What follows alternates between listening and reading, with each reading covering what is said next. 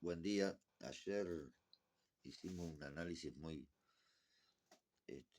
con muy poca profundidad, muy rápido, sobre el tema de Venezuela. Más adelante vamos a hacer un análisis más profundo del tema de Venezuela y de todo el contexto internacional que se están dando ahora. Ahora entra Canadá también en la cuestión geopolítica de Estados Unidos y de las amenazas de Estados Unidos. Este, ayer Ayer en Davos estuvo muy interesante las intervenciones, pero bueno, ya mañana vamos a hacer un buen análisis de situación. Hoy nos vamos a dedicar a cosas más nacionales, cuestiones que están pasando en Uruguay, este, y contar una anécdota. Ayer en la parada una empleada de 37 años de la Intendencia me contaba que cómo obliga a los empleados de la Intendencia a hacer campañas para él en las campañas políticas. Y en el caso que estamos hablando de una señora que hace 37 años que trabaja en Intendencia y se negó a hacer la campaña pasada, se negó a hacerle campaña política. Lo votó, lo vota porque es de él, pero se negó a hacer campaña porque estaba cansada, no tenía ganas y bueno, y etcétera. Y, y el hombre le rebajó como 22.000 pesos el sueldo, le sacó primas y no sé cuántas cosas más del sueldo. Y bueno, sí.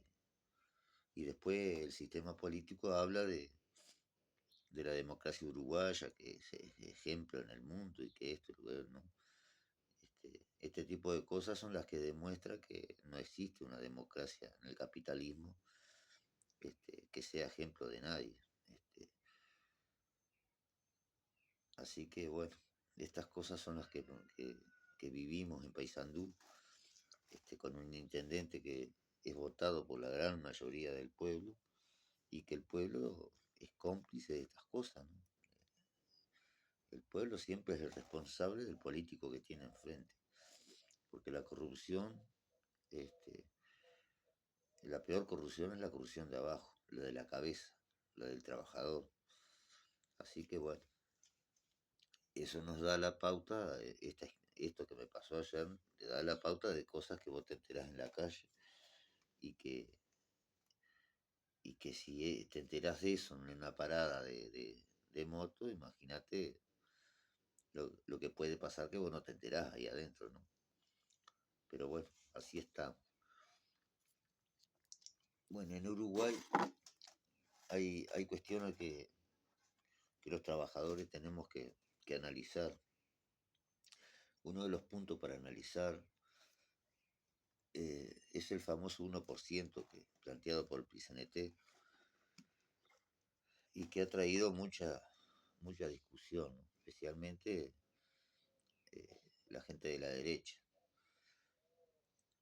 Pero el tema del 1% es un tema complejo, pero no solo por el 1%, sino el tema de cómo llevar adelante esa medida. Porque el asistencialismo que hace el progresismo uruguayo y el Estado y el sistema político todo, ¿no? No vamos a culpar a este gobierno progresista por ese tipo de cosas, pero sí lo culpamos por no actuar de otra forma, ¿no? Lo culpamos de hacer lo mismo que hace la derecha, pero no lo podemos culpar por inventar esto porque la asistencia que se le da tipo, tipo iglesia al pueblo es una cosa inventada desde hace muchos años y no por el progresismo. Pero pongamos como caso que mañana se levanta la derecha con el corazón rojo y dice que está de acuerdo con el 1%. Según la metodología que está usando el sistema político uruguayo, progresismo, derecha y centro, lo que vamos a hacer es dar determinada cantidad de plata porque supuestamente esto por la pobreza infantil que para nosotros no existe, porque la infancia no tiene autodeterminación económica, por lo menos, por lo tanto, no es una pobreza infantil. Lo que hay es pobreza familiar, pobreza de los padres. Lo que hay es gente sin trabajo. Este, un niño que es pobre no es pobre porque sí, por decreto. Es pobre porque el padre se quedó sin trabajo, porque la madre no encuentra trabajo, este, y bueno, es una familia pobre. Entonces, lo que hay que recomponer es el aparato productivo. Lo que hay que hacer es darle trabajo a la gente, no darle plata, ni a los niños ni a nadie. La plata, la beneficencia no es buena en política, es buena para las religiones, para las iglesias, ¿no? Pero en política la beneficencia siempre termina mal. Entonces decíamos que bajo la metodología que usa este sistema político para supuestamente, entre comillas, dar beneficios sociales, lo que va a hacer es dar determinada cantidad de plata a cada familia que hay niños pobres, pero la plata se termina. Sean los millones que sean, en algún momento la plata se termina, ¿tá? Entonces, ese 1% que nos parece un dineral, en algún momento se va a terminar. Y como usamos esa plata para hacer beneficencia, ¿tá? este, los pobres, o sea, no vamos a solucionar el problema. Los pobres van a seguir existiendo. Si no son esos, van a ser otros. Pero los pobres siempre van a seguir existiendo, ¿tá? Entonces no hay solución mágica en ningún país, y mucho menos el nuestro, no hay solución mágica.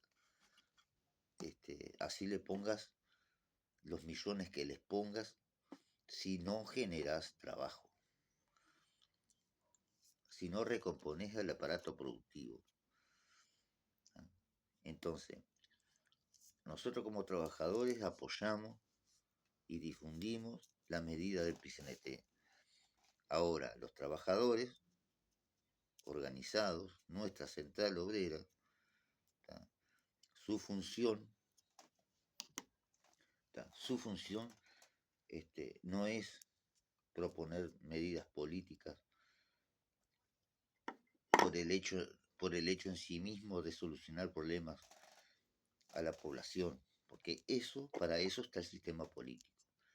Nuestra central obrera, su responsabilidad como central obrera es hacer las propuestas en función, ¿tá?, de crear las condiciones objetivas para una sociedad sin explotados, sin explotadores.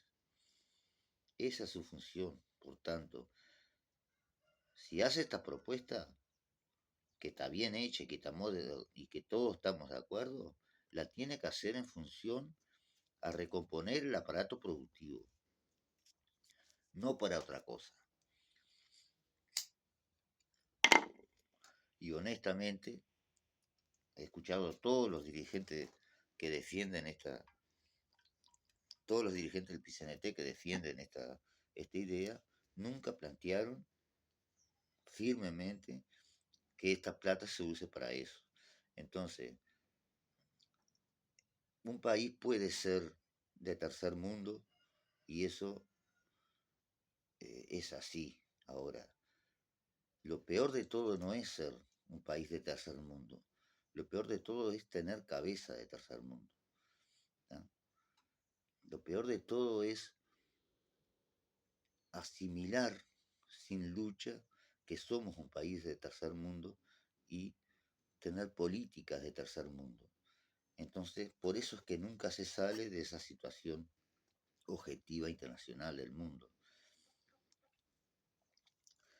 porque vos actuás de esa forma. Sos dependiente y seguís haciendo políticas en base a la dependencia que tenés de las grandes potencias. Entonces no salís nunca de ese círculo malicioso que es tener países pobres en beneficio de los países ricos. El ejemplo está con el tema del acuerdo de Mercosur con la Unión Europea. Hoy este, tiene como política más urgente la propia derecha de que se firme eso que el propio progresismo. Está más apurado la derecha que se firme ese acuerdo que el propio progresismo. ¿Y por qué? Porque sí, porque esto ha sido objetivo de la derecha toda la vida. Porque estos acuerdos no benefician al pueblo uruguayo y mucho menos a la composición estructural del Uruguay. De ninguna manera esto nos va a hacer dejar este, de, de exportar cueros, por ejemplo, para importar zapatos, como se dijo toda la vida en Uruguay. Toda la vida hemos exportado materia prima para después comprarle al mismo país que le vendimos la materia prima el producto acabado. Entonces, eso nos hace pobre, eso nos hace el país de tercer mundo y eso no nos hace dependientes.